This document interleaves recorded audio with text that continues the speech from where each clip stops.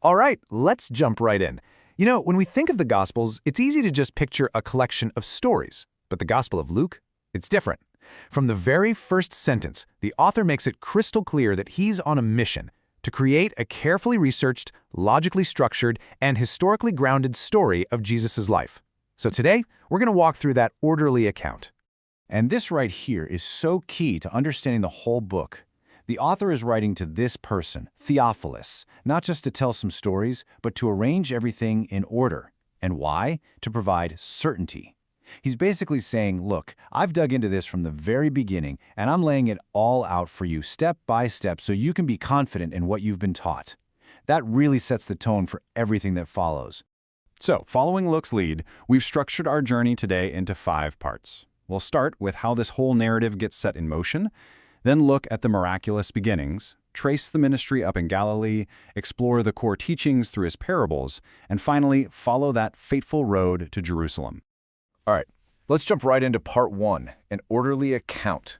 What's so interesting is that Luke doesn't start his story with the main character. Instead, he carefully sets the stage, showing us that this whole thing was put in motion long before Jesus was even born.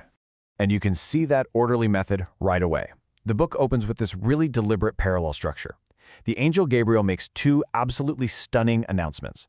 First, he appears to an old, childless priest named Zacharias.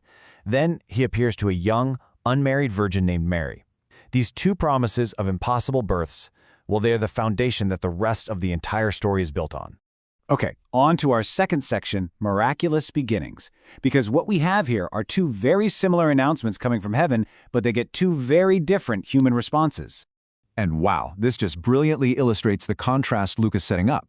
On one side, you've got Zacharias. He's a priest, a religious insider, standing in the temple. But when he hears this incredible news, his first reaction is doubt. He asks, how can I be sure of this? He's demanding proof.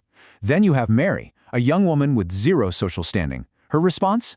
It's this total faith. Let it be with me just as you have said. It's this beautiful, humble acceptance. And this contrast has immediate consequences. Zacharias is struck mute for his disbelief, while Mary's faith is celebrated. This whole theme of humility and surprise just keeps going with the birth of Jesus itself. I mean, he's not born in a palace, he's born in a stable, laid in an animal's feeding trough. And the grand, world-changing announcement isn't made to kings or the religious elite, but to shepherds, just regular working guys out in a field at night. From the very beginning, Luke's account shows us a world that's completely turned upside down. The story then jumps forward about 30 years, which brings us to our third section, a ministry in Galilee. This is kind of the proving grounds, where Jesus steps out onto the public stage and really begins his work. Luke presents the launch of this ministry like a rapid-fire series of crucial events. It all starts with his baptism by John, where a voice from heaven publicly identifies him.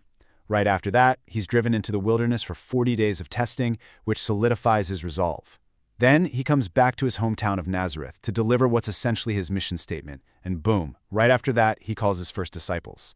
In just a few short passages, Luke has firmly established Jesus' identity and his purpose.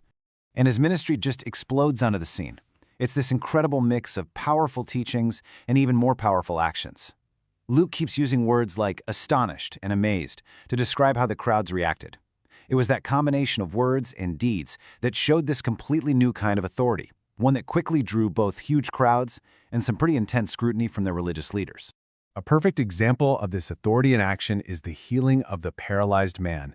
The scene is just electric, right? His friends are so desperate they literally start tearing a hole in a roof to lower him down to Jesus.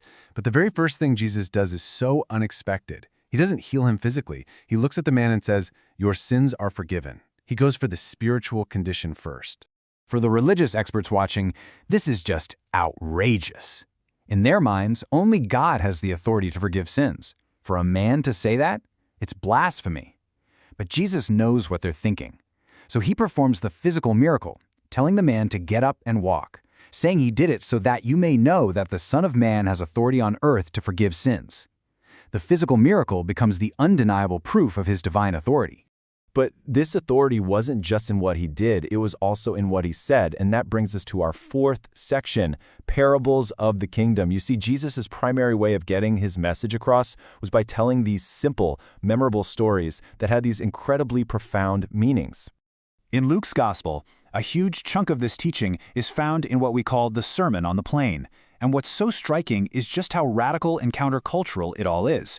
Blessed are you who are poor, love your enemies. I mean, this is not a list of easy suggestions. It's a complete reordering of how the world is supposed to work, all wrapped up by the Golden Rule. And a lot of his most famous parables were actually told in response to direct challenges. In this case, a legal expert comes up and tries to trap him. After they agree on the greatest commandments, love God and love your neighbor, the lawyer, looking for a loophole, asks this defining question. And who is my neighbor? He's trying to narrow down the list of people he actually has to care about.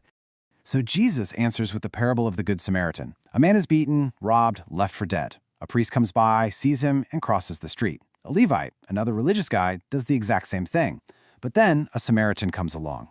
Now, for the original audience, this was absolutely shocking. Samaritans were hated enemies. And yet, it's the outsider, the enemy, who shows compassion and saves the man's life. Jesus brilliantly flips the question from who do I have to help to who is the one who acted like a neighbor. Another core theme of his teaching is this idea of radical forgiveness and restoration. And really, no story captures this better than the parable of the prodigal son. He tells it to explain why he spends so much time with so-called sinners, and it's just this beautiful story about what it means to be lost and then to be found. You know the story. A younger son demands his inheritance, wastes every penny, and comes crawling back home in shame, ready to beg to be a servant. But instead, his father sees him coming from a long way off, runs to him, and throws this huge party. And when the older, dutiful brother complains that it's not fair, the father gives this incredible response. The point isn't about earning forgiveness. It's about the wild, irrational joy of having someone back. And that brings us to the final, pivotal section of our journey today. This part marks a really dramatic shift in the tone and the direction of Luke's entire narrative. We're on the road to Jerusalem. So for the first 9 chapters or so, Jesus' ministry is all centered in the northern region of Galilee. He's teaching, healing, gathering followers, but then the story makes a hard pivot. The focus narrows. It's no longer a travelogue. Now, a single, final destination comes into view: Jerusalem, the very center of religious and political power. This verse right here, it's the hinge on which the rest of the entire book turns. Just listen to the intensity of that language. He steadfastly set his face. This isn't a casual road trip. This is a statement of immovable, resolute purpose. He knows exactly what is waiting for him in that city, and he is walking toward it with this clear-eyed determination. So Luke's orderly account, which started with these miraculous promises in quiet little towns, now has a clear and ominous destination. He has methodically shown us who Jesus is, what he taught, and the authority he carried.